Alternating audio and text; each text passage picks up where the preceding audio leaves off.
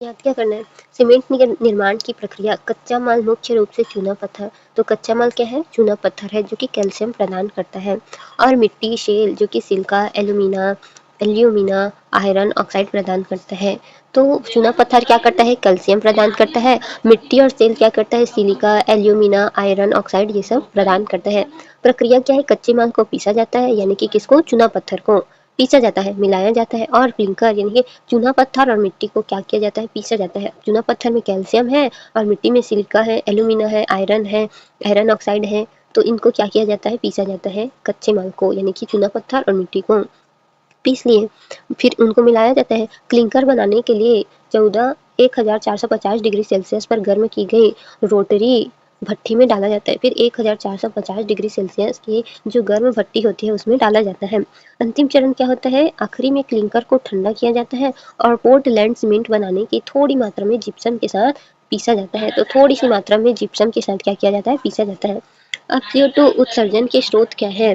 तो प्रक्रिया उत्सर्जन 50 से 60% चूना पत्थर के निष्कापन यानी कि कैल्शियम से CaCO3, फिर उससे बना Ca प्लस CO2। तो क्या होता है? जो कैल्शियम होता है उससे क्या बनता है? CO प्लस CO2 बनता है। ऊर्जा उत्सर्जन 40 से 50% भट्ठी में गर्म किया जाता है। गर्म करने के लिए जीवाश्म ईंधन जलाने से क्या होता है? उसमें बनता है। तो सबसे पहले तो कैल्शियम से बना, यानी कि चूना पत्थर का निस्तारण किया, प्रक्रिया जो होता है उससे बना। फिर जो 40 से 50% बचा था वो जीवाश्म ईंधन जलाने से हुआ, मतलब कोयला जलाने से हुआ। वैश्विक संदर्भ में सीमेंट उद्योग वैश्विक CO2 उत्सर्जन का लगभग 7 से 8% हिस्सा है। क्या है ये? 7 से 8% हिस्सा होता है। और अंतर्निहित रासायनिक प्रक्रिया उत्सर्जन के कारण इसे कम करने में कठिन, यानी कि हार्ड टू एबेट क्षेत्र माना जाता है। तो इससे क्या है? रासायनिक प्रक्रिया के उत्सर्जन को कम करने में कठिनाई होती है सीमेंट जो उद्योग होता है उसका। और ये CO2 भी रिलीज करता है 7 से 8%। तो समान रणनीति क्या है? ऊर्जा दक्षता में सुधार और वैकल्पिक ईंधन जैसे कि बायोमास हो गया, अपशिष्ट का उपयोग करना हो गया। इस फ्लाई ऐश और स्लैग जैसे पूरक सीमेंट सामग्री SCM के साथ क्लिंकर प्रतिस्थापन, नवीन सीमेंट और कार्बन कैप्चर यूटिलाइजेशन एवं स्टोरेज प्रौद्योगिकियों का विकास। तो समन हो गया। समन रणनीति क्या है? ऊर्जा की जो दक्षता होता है उसको सुधार किया जाता है, और वैकल्पिक ईंधन जैसे होता है बायोमास हो गया और अपशिष्ट हो गया, इसका उपयोग किया जाता है। बायोमास और अपशिष्ट का उपयोग किया जाएगा। और फ्लाई ऐश और स्लैग जैसे जो पूरक सीमेंट सामग्री है, फ्लाई ऐश क्या हो गया? जो बच जाता है ना, कंकड़ के रूप में जो बच जाता है जिससे ईंट बनाई जाती है, सीमेंट की ईंट जो आती है वो क्या हो गया? फ्लाई ऐश हो गया। तो और स्लैग से पूरक सीमेंट सामग्री के साथ क्लिंकर प्रतिस्थापित होता है। नवीन सीमेंट और carbon capture utilisation and storage प्रौद्योगिकियों का विकास किया जाता है। तो क्या किया जाता है? इसे किया जाता है। अब क्वेश्चन पढ़ते हैं। क्वेश्चन क्या है? निम्न कथनों पर विचार कीजिए। तो क्वेश्चन क्या हो गया? कथन एक देखते हैं। अध्ययनों से सूचित होता है कि सीमेंट उद्योग से उत्सर्जित कार्बन डाइऑक्साइड का वैश्विक कार्बन उत्सर्जन में उसके 5% से अधिक का योगदान होता है। तो अभी हमने क्या पढ़ा था? 7 से 8% होता है योगदान। जो सीमेंट उद्योग होता है उसमें कार्बन डाइऑक्साइड का 7 से 8% योगदान होता है। तो पहला तो सही है। सीमेंट का निर्माण करते समय चूना पत्थर में सिलिका युक्त मृतिका मिलाई जाती है। तो इसमें बताया गया था चूना पत्थर के साथ में क्या मिलाया जाता है? मिट्टी मिलाई जाती है। तो उसी को क्या बोला गया है? सिलिका के साथ सिलिका युक्त मिट्टी। तो मिट्टी में क्या क्या था? सिलिका था और कुछ कुछ रसायन थे, तो उन्हें मिलाया जाता है। तो ये भी सही है। सीमेंट निर्माण हेतु क्लिंकर उत्पादन के दौरान चूना पत्थर चूना में बदला जाता है। तो हाँ, चूना पत्थर को चूना में बदला जाता है, तो ये भी सही है। तो ऑप्शन में क्या दिया है? कथन 2 और कथन 3 दोनों सही है, तथा वे दोनों कथन एक की व्याख्या करते हैं। तो दोनों नहीं करते हैं। कथन 2 और कथन 3 मतलब ये क्या बोल रहे हैं कि सीमेंट का निर्माण करते समय दो दो क्या बोल रहे हैं कि 5% से अधिक योगदान है CO2 का, ये बता रहा है क्या? ये वो नहीं बता रहा है। ये क्या बता रहा है? मिलाया जाता है, बस ये बता रहा है। सेकंड में क्या बोल रहा है? चूना पत्थर और जो मिट्टी है उसको मिलाया जा रहा है, तो इसमें CO2 रिलीज हो रहा है, इसकी तो कोई बात ही नहीं हुई है, तो दूसरा तो नहीं कर रहे हैं। तो पहला गलत हो गया। अब दूसरा कथन 2 और कथन 3 दोनों सही है, किंतु उनमें से केवल एक कथन एक की व्याख्या करता है। तो 3 क्या कर रहा है? सीमेंट निर्माण हेतु क्लिंकर उत्पादन के दौरान सीमेंट का निर्माण हो रहा है, उसी समय जो क्लिंकर उत्पादन होता है उसके दौरान क्या होता है? चूना पत्थर चूना में बदला जाता है। तो इस प्रक्रिया के दौरान चूना पत्थर को चूना में बदलने की प्रक्रिया के दौरान क्या होता है? CO2 रिलीज होता है, CO2 बाहर जाता है। तो ये बता रहे हैं। थर्ड जो है फर्स्ट का क्या कर रहा है? जो है कथन की व्याख्या कर रहा है। तो सी क्या बोल रहे हैं? कथन 2 और कथन 3 में से केवल एक सही है तथा वह कथन नहीं। तो दोनों सही है उसमें, तो न तो कथन 2 और नहीं कथन 3 सही है। तो डी भी गलत है, तीनों सही है। तो आंसर होगा कथन बी। कथन दो और कथन इन दोनों सही है, किंतु इनमें से केवल एक कथन की व्याख्या करता है। देखते हैं हम पीकॉक टेरेंटुला के बारे में। इसका वैज्ञानिक नाम क्या है? पियोसिलोथेरिया मेटालिका, जिसे गुड सप्यार टारेंटुला भी कहा जाता है। भारत में पाई जाने वाली एक अत्यंत दुर्लभ और गंभीर रूप से लुप्तप्राय मकड़ी है, यानी कि दुर्लभ हो गया है, गंभीर रूप से लुप्तप्राय हो चुका है। आयुष्मान में रेड लिस्ट में होगा ही ये। यह मुख्य रूप से आंध्र प्रदेश के पर्णपाती वनों में पेड़ों पर रहती है। अपने अनूठे चमकीले नीले रंग के लिए प्रसिद्ध है। तो क्या है? ये अनूठे और चमकीले नीले रंग की होती है और पर्णपाती पेड़ों पर रहती है। कहाँ? आंध्र प्रदेश में। आवास निवास के कारण यह प्रजाति खतरे में है, तो उनके निवास स्थान के कारण क्या हो रहा है? ये खतरे में पड़ रही है। पीकॉक टेरेंटुला गुटी टेरेंटुला की मुख्य तथ्य है। स्थान क्या है? केवल भारत में, विशेष रूप से आंध्र प्रदेश के नदियाल और तमिलनाडु के पक्कमलाई आरक्षित वनों के एक बहुत छोटे से क्षेत्र में पाई जाती है। तो नदियाल और तमिलनाडु के कहा पक्कामलाई आरक्षित वनों के बहुत छोटे क्षेत्र में पाए जाते हैं। दिखावट कैसा है? यह प्रजाति अपने पूरे शरीर पर गहरे नीले मेटेलिक ब्लू बालों के साथ साथ पीले और सफेद पैटर्न के लिए पहचानी जाती है। तो इसमें क्या होता है? पीला और सफेद पैटर्न भी होता है। व्यवहार क्या है? यह एक वृक्षावासी है। क्या है? आर्बोरियल है। आर्बोरियल वृक्षावासी को क्या बोलते हैं? आर्बोरियल कहते हैं। वृक्षावासी मकड़ी है जो ऊंचे पेड़ों के दर्रों में रहती है। दरार जो होता है ना पेड़ों के, वहां पर रहती है और जाले बनाती है। क्या करते हैं? जाले बनाते हैं। संरक्षण स्थिति क्या है? आयुष्मान के रेड लिस्ट के अनुसार यह अत्यंत संकटग्रस्त क्रिटिकल इंडेंजर्ड श्रेणी में है। खतरे, इसका मुख्य खतरा निवास स्थान का निवेश है। पेड़ों की कटाई हो रहा है, पालतू जानवर के रूप में अवैध व्यापार हो रहा है। तो इसे पहली बार 1899 में आंध्र प्रदेश के गुटी शहर में खोजा गया था, जिसके कारण इसका नाम गुटी टेरेंटुला पड़ा। तो आंध्र प्रदेश की जो गुटी शहर है वहां पर पाया गया था, इसलिए इसको क्या कहते हैं? गुटी टेरेंटुला कहा। यह मकड़ी मुख्य रूप से कीड़े और छोटे जानवर का शिकार करती। तो ये क्या करते हैं? मुख्य रूप से कीड़े और जो छोटे जानवर होते हैं ना, उनका शिकार करती है। तो पहले ये मकड़ी दिखा देते हैं। मकड़ी कौन सा है? ये इस प्रकार से है। ये मकड़ी इस प्रकार से होता है। ये मकड़ी नीले रंग का होता है, नीले, और इसमें पीला कलर भी होता है, व्हाइट कलर, सफेद कलर भी मिक्स होता है। इस तरह से होगा ये। देखो इस तरह से दिखता है। नीले कलर का, सफेद कलर का भी होता है। और देख लेते हैं ये वाला इस तरह से होता है। नीले और सफेद कलर का होता है, बीच में पीला कलर भी दिख रहा है। इसमें इसके जो बाल है ना, वो चमकीले नीले रंग का होता है, यानी कि चमकदार होता है। और ये क्या करता है? पेड़ों पर ही रहता है और छोटे मोटे जो कीड़े होते हैं उसको खाता है। तो इसकी आवाज की संकट हो रही है, मतलब ये जहाँ रहता है उस पेड़ की कटाई होती जा रही है, इसीलिए इसका संकट है। आईयूसीएन में क्रिटिकल इंडेंजर्ड में रखा गया है। याद करने के लिए क्या है? वर्गीकरण और जीव विज्ञान। वैज्ञानिक नाम है पियोली प्योसिलोथेरिया मेटालिका। वर्ग क्या है? अर्चिंडा क्रास्टेशिया नहीं। आहार क्या है? मांसाहारी कीड़े और छोटे शिकार खाता है। संरक्षण स्थिति और आवास। आयुष्मान की स्थिति गंभीर रूप से संकटग्रस्त होता है। आवास क्या है? आंध्र प्रदेश में 100 वर्ग किलोमीटर की पर्णपाती वन के लिए स्थानिक है। व्यवहार क्या है? वृक्षवासी है, पेड़ पर रहने वाला है, पेड़ के छेदों में रहता है। और कानूनी संरक्षण क्या है? यह वन्य जीव संरक्षण अधिनियम 1972 के अनुसूची 1 के तहत सूचीबद्ध है, जिसे उच्चतम स्तर की सुरक्षा प्रदान करता है। प्रमुख खतरे क्या है? लकड़ी की कटाई हो रही है और जलाऊ लकड़ी के संग्रह के कारण इसका आवाज भी खतरे में पड़ रहा है। तो अब क्वेश्चन देखते हैं। क्वेश्चन क्या पूछ रहे हैं? क्वेश्चन है पीकॉक टेरेंटुला गुटी टेरेंटुला के बारे में निम्नलिखित कथनों पर विचार कीजिए। यह एक सर्वभक्षी परुषकवचीय क्रस्टेशियाई है। इसका प्राकृतिक आवास भारत में केवल कुछ वनों तक ही सीमित है। अपने प्राकृतिक आवास में यह वृक्षीय जाति है। तो ये क्या है? सर्वभक्षी सर्वभक्षी पौरुष कवची क्रिस्टेशियाई है। नहीं, ये क्रिस्टेशियाई नहीं है। अभी हमने पढ़ा था ये क्रिस्टेशियाई नहीं है। ये क्या है? ये क्रिस्टेशियाई नहीं है। और मांसाहारी तो है ही, लेकिन ये क्रिस्टेशियाई नहीं है। इसको हमने पढ़ा था पोइसिलोथेरिया मेटालिका, और क्या था?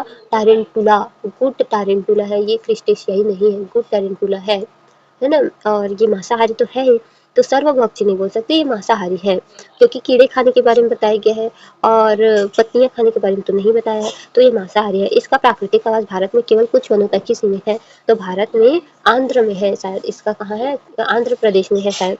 इसमें प्राकृतिक आवास में यह एक वृक्षीय जाति है। तो एक दूसरा और तीसरा तो सही है। दूसरा और तीसरा डी होगा इसका आंसर। अब एक बार देखते हैं आंसर क्या है। डी है। एक्सप्लेन कैसे करेंगे? तो कथन एक गलत है। पीकॉक टारंटुला एक मांसाहारी अर्चिड है। ये क्या है? अर्चिड है। और उसमें क्या बोला था? क्रिस्टेशियाई नहीं है, ये अर्चिड है। क्या है? अर्चिड है, मांसाहारी अर्चिड है, न कि सर्वाहारी क्रिस्टेशियाई है। क्रिस्टेशियाई केकड़े और झींगे शामिल है। तो क्रिस्टेशियाई में जो जहरीले होते हैं ना, केकड़े हो गया, झींगे हो गया, ये सब आते हैं। तो क्रिस्टेशियाई में क्या आते हैं? केकड़े और झींगे शामिल होते हैं। यह प्रजाति भारत में आंध्र प्रदेश के लगभग 100 वर्ग किलोमीटर के एक अत्यंत प्रतिबंधित निम्नकृत वन क्षेत्र के स्थानिक है। तो हाँ, ये सही बोला गया है कि जो आंध्र प्रदेश का 100 वर्ग किलोमीटर के अत्यंत जो प्रतिबंधित निम्नकृत वन है, क्योंकि ये सिर्फ आंध्र में पाया जा रहा है और सिर्फ भारत में पाया जा रहा है, तो बहुत सीमित है, 100 वर्ग किलोमीटर के अंदर ही प्रतिबंधित है। फिर क्या हो गया? तीसरा क्या बोल रहा है? सही, ये तीसरा भी सही है। यह एक वृक्षवासी प्रजाति है, वृक्ष में रहता है। इसका अर्थ है यह पेड़ों पर रहती है। आमतौर पर ऊंचे पेड़ों के जो खोखले होते हैं ना, उसमें अपना घर बनाते हैं। तो पीकॉक टारंटुला क्या है? पाइसिलोथेरिया मोटालिका है, जिसे गुड्डे टारंटुला के नाम से भी जाना जाता है। टारंटुला एक प्रजाति है जो भारत की स्थानिक है। इसे IUCN रेड लिस्ट में गंभीर रूप से संकटग्रस्त के रूप में वर्गीकृत किया गया है। यह मकड़ी एक मांसाहारी अर्चिन है जो विभिन्न कीड़ों का शिकार करते हैं। इसका प्राकृतिक आवास आंध्र प्रदेश में एक छोटे निम्नलिखित पर्णपाती वन क्षेत्र ही सीमित है। इस प्रजाति की एक प्रमुख विशेषता इसकी वृक्षावासी प्रकृति है, क्योंकि यह पेड़ों में खोखले में रहता है। पेड़ के जो खोखले होता है उसमें इसे वनों की कटाई और आवास के नुकसान के प्रति संवेदनशीलता है। अब तार्किक क्या है? यह जानते हुए कि मकड़ी अर्चिड है और क्रिस्टेशियाई कौन सा है? केकड़े बोला गया था और झींगे बोला गया था, ठीक है। तो केकड़े और झींगे प्रजाति में नहीं आते, ये क्रिस्टेशियाई नहीं है, ये क्या है? अर्चिड है, अर्चिड है। यह बुनियादी जैविक वर्गीकरण तुरंत कथन एक को अमान्य कर देता है। तो पहला तो बिल्कुल गलत है। इसे विकल्प एक और बी समाप्त हो जाते हैं। तो इसमें क्या हो गया? विकल्प एक और बी जो है समाप्त हो गया है। और क्या है? चुनाव सी केवल दूसरा और बी डी जो है एक और 3 के बीच है। चूंकि कई टारंटुला को वृक्ष निवासी वृक्षवासी के रूप में जाना जाता है, तो यह एक उचित अनुमान है। तो कथन 3 भी सही है। इससे विकल्प डी उत्तर सही होता है। तो विकल्प डी सही है। विकल्प डी क्या था? विकल्प डी था 1 और 2। एक बार दिखा देते हैं, विकल्प डी क्या था? 1 और 2 था। तो ये क्वेश्चन हो गया और ये विकल्प डी हो गया। क्वेश्चन हो गया और ये विकल्प डी हो गया। तो विकल्प डी सही है। अब देखते हैं वैश्विक और क्षेत्रीय रैंकिंग, यानी कि इसमें क्या पूछा गया है? जो CO2 रिलीज होता है, तो प्रति व्यक्ति कितना CO2 रिलीज करे, कितना कार्बन रिलीज करे, ये पूछा जा रहा है। तो इसमें क्या है? वैश्विक और क्षेत्रीय रैंकिंग में देखेंगे तो दुनिया का तीसरा सबसे बड़ा CO2 उत्सर्जक चीन और अमेरिका के बाद भारत है। क्या है? तीसरा सबसे बड़ा कार्बन डाइऑक्साइड उत्सर्जन करता है कौन? भारत करता है। एशिया प्रशांत का दूसरा सबसे बड़ा उत्सर्जक, तो पूरे एशिया में एशिया प्रशांत सागर है, उसमें दूसरा सबसे बड़ा उत्सर्जक है चीन के बाद, क्योंकि चीन पहला है। प्रति व्यक्ति उत्सर्जक है लगभग 1.9 टन। क्या है? IEA 2022 जो वैश्विक औसत के आधे से भी कम है। तो 1.9 टन प्रति व्यक्ति हो सकता है, जो कि क्या है? लगभग 1.9 टन प्रति व्यक्ति करता है, यानी कि एक व्यक्ति 1.9 टन, जो कि वैश्विक औसत के आधे से भी कम है, बहुत कम है वैश्विक औसत से। इस आंकड़े पर भारत द्वारा अक्सर जलवायु वार्ताओं में सामान्य लेकिन विभेदित जिम्मेदारियों पर जोर देने के लिए प्रकाश डाला जाता है। अब क्षेत्रवार उत्सर्जन के विभाजन, यानी कि कितने क्षेत्र में कितना उत्सर्जन हो रहा है। तो बिजली और ताप उत्पादन, बिजली उत्पादन के लिए 70% से अधिक कोयले, तो बिजली में तो 70% से ज़्यादा ही कोयले का निर्भरता के कारण क्या सबसे बड़ा हो जाता है CO2। इसके बाद विनिर्माण उद्योग और निर्माण परिवहन और अन्य क्षेत्र। विनिर्माण उद्योग कौन सा हो गया? जैसे कि हो गया सीमेंट का निर्माण हो गया, बिजली बनाने के लिए हो गया, और परिवहन के लिए हो रहा है, मतलब जो गाड़ी बस जो भी चलता है, तो उसके द्वारा जो है कार्बन डाइऑक्साइड उत्सर्जित होता है। तो ये हो गया भारत की जलवायु प्रतिज्ञाएं पंचामृत। तो इसमें 2030 तक 500 गीगावाट गैर जीवाश्म ऊर्जा क्षमता तक पहुंच है। तो गैर जो जीवाश्म ऊर्जा क्षमता है, गैर जीवाश्म ऊर्जा क्षमता तक पहुंचना है, और जो 2070 तक शुद्ध शून्य उत्सर्जन प्राप्त करना शामिल है। तो 500 गीगावाट जो है गैर जीवाश्म ईंधन कौन सा हो गया? पवन ऊर्जा हो गया, सौर ऊर्जा हो गया, ये क्या है? गैर जीवाश्म ऊर्जा क्षमता है। तो इसके द्वारा क्या है? 500 गीगावाट तक पहुंचना है 2030 तक, और 2070 तक नेट जीरो रखना है, नेट जीरो एमिशन का रखना है, लक्ष्य रखा गया है। अब क्वेश्चन देख लेते हैं, क्वेश्चन 3 है ना। हाँ, तो क्वेश्चन क्या है? भारत में कार्बन डाइऑक्साइड CO2 उत्सर्जन 0.5 टन CO2 प्रति व्यक्ति से कम है। तो भारत क्या है? 0.5 टन जो है कार्बन डाइऑक्साइड प्रति व्यक्ति से कम है। नहीं, अभी तो हमने पढ़ा ना 1.9 है प्रति व्यक्ति हमारे यहाँ। ईंधन दहन से CO2 उत्सर्जन के आधार पर भारत जो है एशिया प्रशांत में दूसरा स्थान है। हाँ, दूसरा स्थान तो पहले स्थान पर कौन है? चीन है। तो भारत में विद्युत और ताप उत्पादक CO2 उत्सर्जक के सबसे बड़े स्रोत है। तो विद्युत यानी कि जो बिजली बन रहा है वो, ताप उत्पादक हो गया, तो ये क्या है? CO2 उत्सर्जक के सबसे बड़े स्रोत है। तीसरा तो सही है, दूसरा भी सही है। दूसरे स्थान पर है भारत, ये सही है। और विद्युत बिजली बनाता है तो उसके उससे जो है CO2 रिलीज़ होता है, ये सही। तो दूसरा और तीसरा तो सही है। तो आंसर होगा सी। आंसर क्या होगा? सी होगा। कौन सा होगा? सी होगा। अब कथन देखते हैं। पहला गलत है। क्यों? भारत प्रति व्यक्ति कार्बन डाइऑक्साइड जो उत्सर्जन क्या है 1.9 टन है। EIA 2002 के अनुसार जो है बताया गया है कि 0.5 टन काफ़ी अधिक है। और दूसरा सही है। एशिया प्रशांत क्षेत्र में भारत ईंधन दहन से CO2 का दूसरा सबसे बड़ा उत्सर्जक है, जो केवल चीन के बाद आता है। अब तीसरा क्या हो गया? तीसरा हो गया सही है। बिजली और ताप उत्पादन क्षेत्र जो काफ़ी हद तक कोयले पर निर्भर है, भारत में CO2 उत्सर्जन का सबसे बड़ा एकल स्रोत है। अब मूल अवधारणा क्या है? भारत कुल उत्सर्जन के मामले में चीन और अमेरिका के बाद दुनिया का तीसरा सबसे बड़ा CO2 उत्सर्जक है। हाँ, ये तो नहीं है। हालांकि इसका प्रति व्यक्ति उत्सर्जन लगभग 1.9 टन है, लगभग 4.7 टन की वैश्विक औसत से काफ़ी कम है, बहुत कम है। 4.7 टन है वैश्विक स्तर पर, लेकिन हमारे यहाँ प्रति व्यक्ति जो है 1.9 टन है, तो ये तो बहुत कम हो गया। इस उत्सर्जनों का प्राथमिक स्रोत ईंधन दहन है, विशेष रूप से कोयला, जो बिजली और ताप उत्पादन क्षेत्र पर हावी है। तो कोयला को जलाकर अभी हम बिजली बना रहे हैं, तो ये बहुत ज़्यादा हो जाता है, इसमें कार्बन डाइऑक्साइड। इस क्षेत्र का प्रभुत्व भारत के ऊर्जा मिश्रण का प्रत्यक्ष परिणाम है। तो ये क्या? ऊर्जा का मिश्रण का प्रत्यक्ष परिणाम है, जो अपने आर्थिक विकास को गति देने के लिए जीवाश्म ईंधन अत्यधिक निर्भर है। तो इसमें गैर जीवाश्म ईंधन का प्रयोग करने के लिए बोला गया है।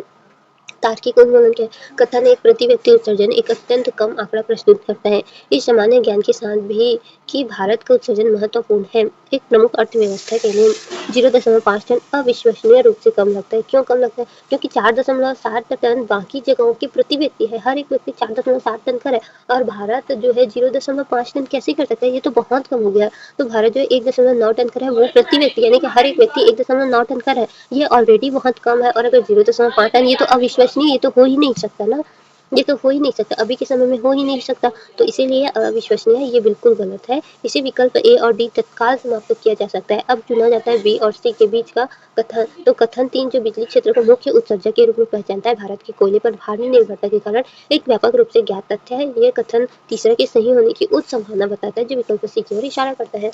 तो सी बिल्कुल सही है। इसमें क्या बोल रहा है? सी बिल्कुल सही है। सी बिल्कुल सही है। 2 तो बिल्कुल सही है, 3 भी सही, तो आंसर होगा सी। तो ये बिल्कुल सही है। याद रखने योग्य मुख्य बिंदु क्या है? अब हम चौथा देख रहे हैं। तो ऑक्सीजन उत्पादन के स्रोत के रूप में देख रहे हैं, मतलब कहाँ सबसे अधिक ऑक्सीजन का उत्पादन होता है? समुद्र में होता है, वन क्षेत्र में होता है, कहाँ सबसे अधिक ऑक्सीजन का उत्पादन हो रहा है? तो इस बारे में हम पढ़ रहे हैं। तो सबसे पहला है समुद्र जो होता है उसमें 50 से 80% जो है ऑक्सीजन का उत्पादन होता है। मुख्य रूप से पादप जो प्लवक होते हैं, डाइटम, वो क्या करते हैं? साइनोबैक्टीरिया यानी कि प्रोक्लोकोकस पृथ्वी पर सबसे प्रचुर प्रकाश संश्लेषण जीव है।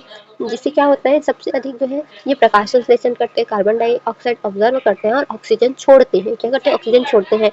जिससे क्या होता है? साइनोबैक्टीरिया जो है, जैसे डाइटम हो गया, पादप प्लवक हो गया, ये क्या हो गया? ये जो होते हैं ये ऑक्सीजन छोड़ते हैं, तो ऑक्सीजन बढ़ता है। तो किसमें सबसे ज़्यादा जो है? समुद्र में होता है। अब स्थलीय 20 से 50% जो स्थान में होता है, जैसे कि वर्षा वन हो गया या फिर कोई भी वन हो गया, कोई भी जंगल हो गया, घास के जो मैदान हो गए, पौधे, तो पौधों से कितना हो गया? 20 से 50% जो होता है वो क्या होता है?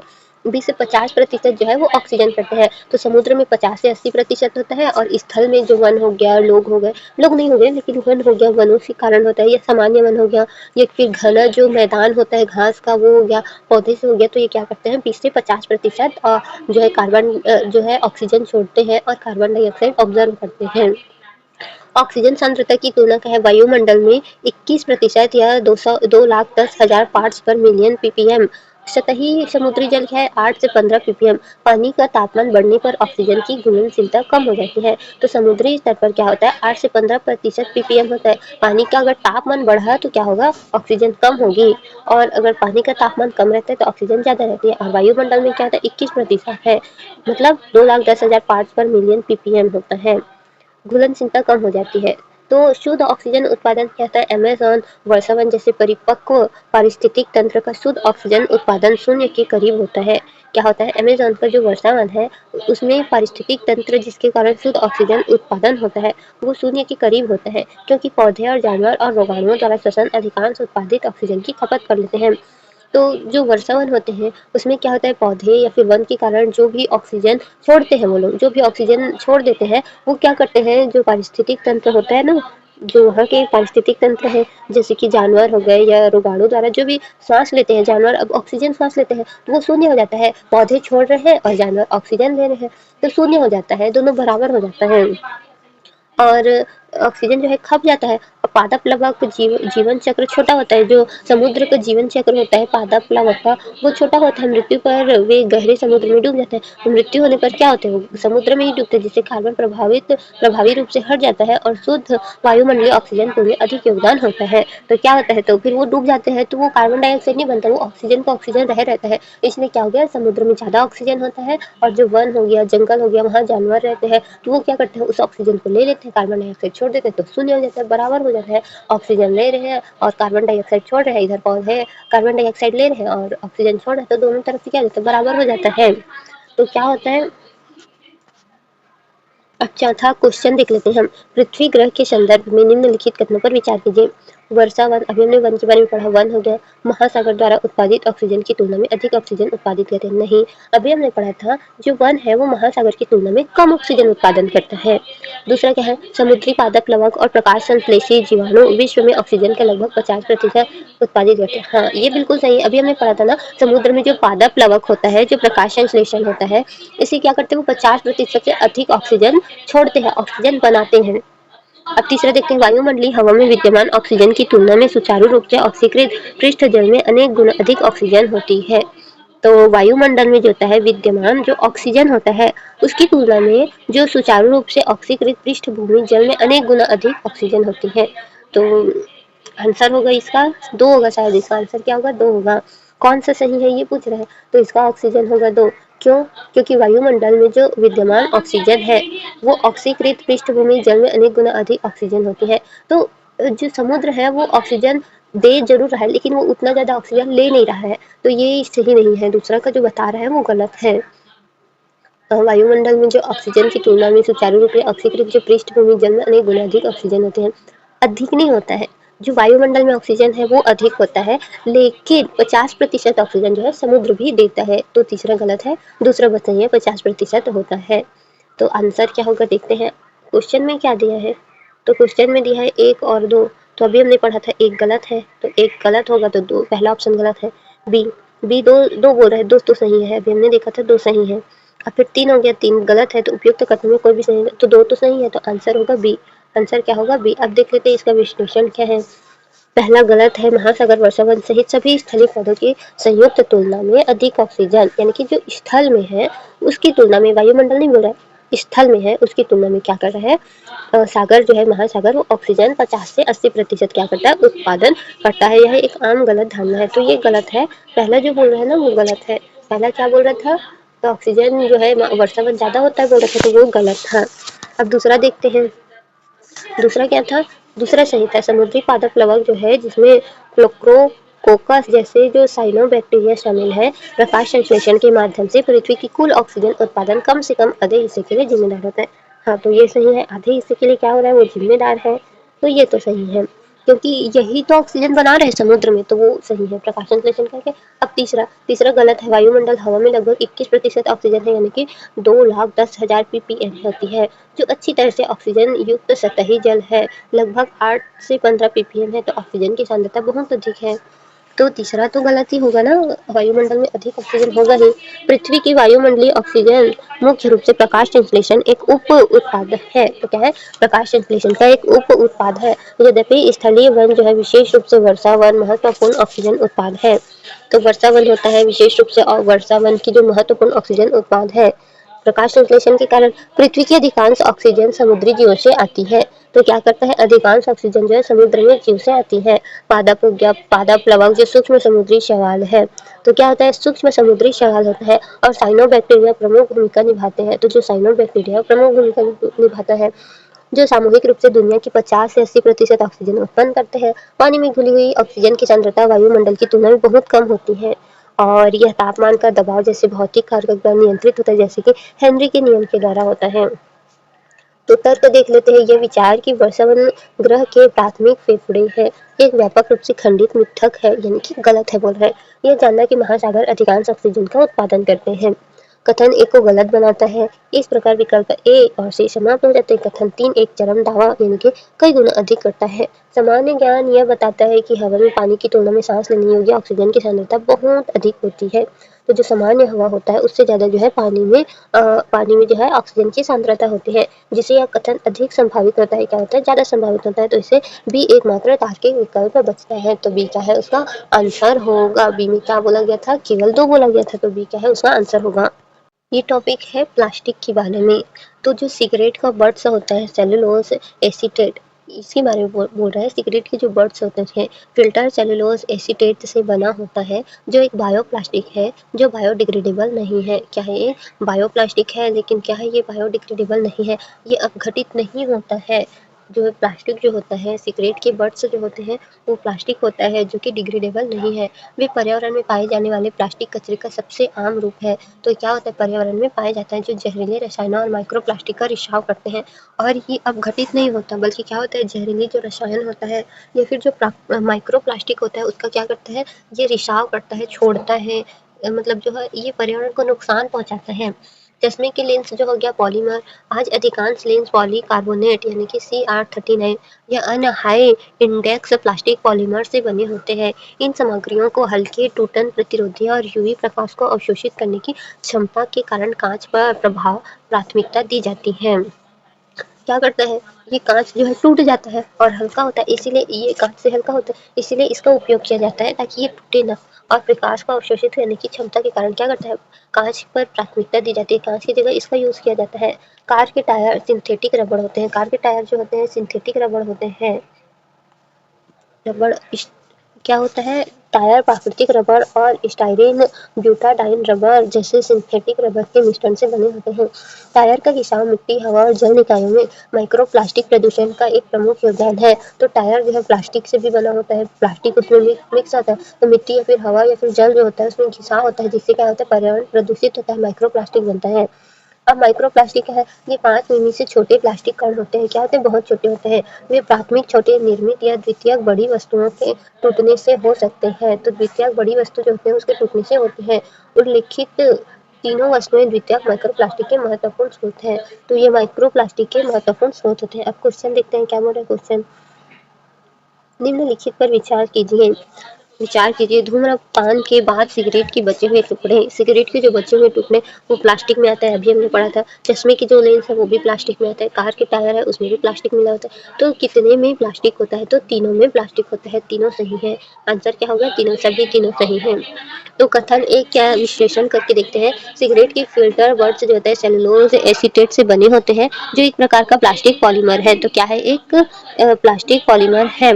और दूसरा भी सही है। अधिकांश आधुनिक चश्मे लेंस हल्केपन और प्रभाव प्रतिरोधी के पॉलीकार्बोनेट जैसे प्लास्टिक पॉलीमर से बने होते हैं। तो क्या होता है? ये चश्मा भी प्लास्टिक से बना होता है, तो ये भी सही है। अब तीसरा भी सही है। कार के टायर एक मिश्रित सामग्री है और जिसमें प्राकृतिक रबड़ भी होता है और सिंथेटिक रबड़ दोनों होते हैं, तो एक प्लास्टिक पॉलीमर है। अब इसमें क्या पूछ रहे हैं? यह प्रश्न रोजमर्रा की वस्तु में प्लास्टिक की सर्वव्यापी प्रकृति पर प्रकाश डालता है। सभी जगह प्रकृति में क्या हो गया है? प्लास्टिक होता है, जो अक्सर उन रूपों में होता है जिन्हें तुरंत प्लास्टिक के रूप में नहीं पहचाना जाता। तो इसमें क्या है? इन्हें तुरंत प्लास्टिक के रूप में नहीं पहचाना जा सकता। प्लास्टिक पॉलीमर से बने सिंथेटिक या अर्ध सिंथेटिक पदार्थ होते हैं। सिगरेट बट्स में सेलुलोज एसीटेट हालांकि लकड़ी के गुदे से प्राप्त होता है, तो रासायनिक रूप से एक गैर बायोडिग्रेडेबल प्लास्टिक में संशोधित किया जाता है। आधुनिक चश्मे के लेंस कांच के बजाय पॉलीमर कार्बोनेट और हाई इंडेक्स पॉलीमर जैसे उच्च तकनीक प्लास्टिक का उपयोग करते हैं। तो कार के टायर एक जटिल मिश्रण है जिसमें स्थायित्व और प्रदर्शन को बढ़ाने के लिए सिंथेटिक रबर जैसे कि स्टाइरीन ब्यूटाडाइन रबर एक प्रमुख घटक है। ये तीन अपने क्षरण के कारण माइक्रोप्लास्टिक प्रदूषण के महत्वपूर्ण स्रोत है। तो ये पांचों क्वेश्चन हो गए।